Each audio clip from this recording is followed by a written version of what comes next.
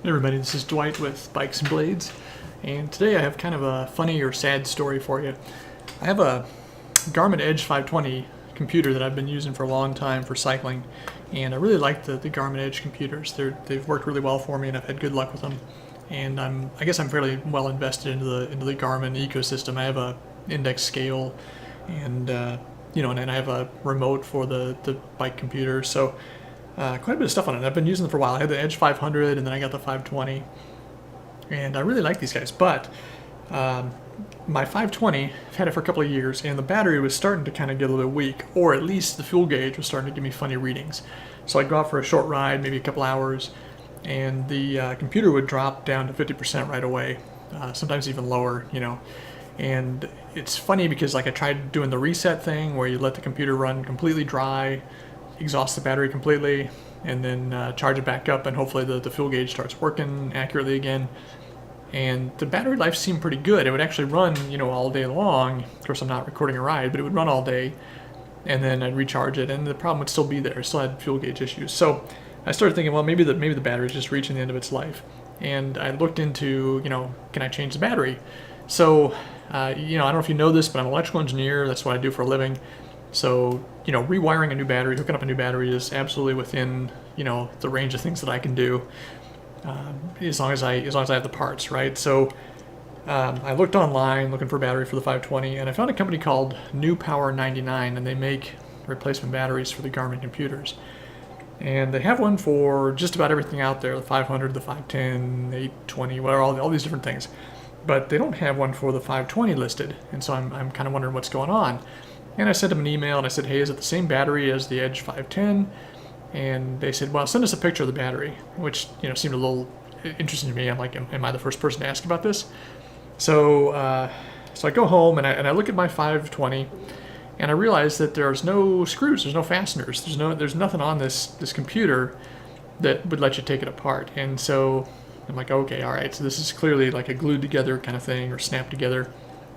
And I look online, and there's some discussion on some forums about how you can take this thing apart. If you're really careful, you can pry the screen out of it and get in there. So I'm like, okay, all right, I'll get my tools and I'll try and open this thing up. So I I got the tools and I start trying to take the screen out, and I'm pretty careful. I'm actually pretty good with this kind of stuff, but yeah, I'm not good enough to avoid. I am prying on this thing, and it's starting to come up, and I'm thinking, okay, I'm making progress.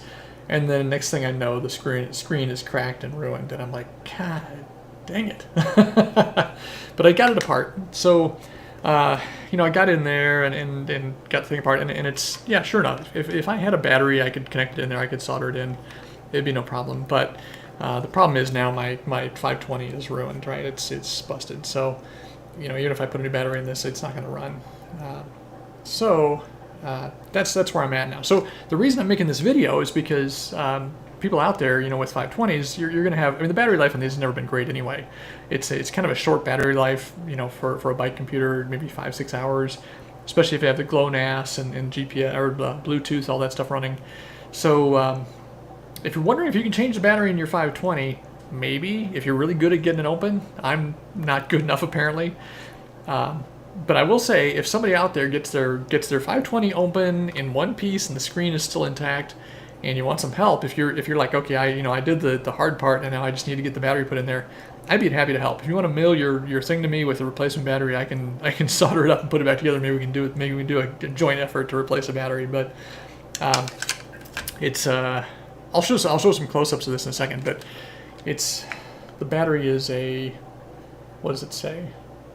700 milliamp hour, 2.59 watt hour, 3.7 volt lithium ion. And I have a feeling that this is probably common to a lot of Garmin products. Since you can see this pretty well here, I may not actually need to do a different camera angle. I'll just do this. But anyway, yeah. So there you have it. I mean, it is a battery that you could potentially replace, but the problem is getting into the case and doing it without totally, screwing up your screen. So you can see I messed it up good. Yeah, I just, so if anybody's trying this, where I was prying was over here. I kind of got the tool. I have some little case opening tools, and I got it in between the screen and the case there, and lifted it up. And what they've done is they've got, just to see how you, just, you know, so if you're taking yours apart, you know what you're working with.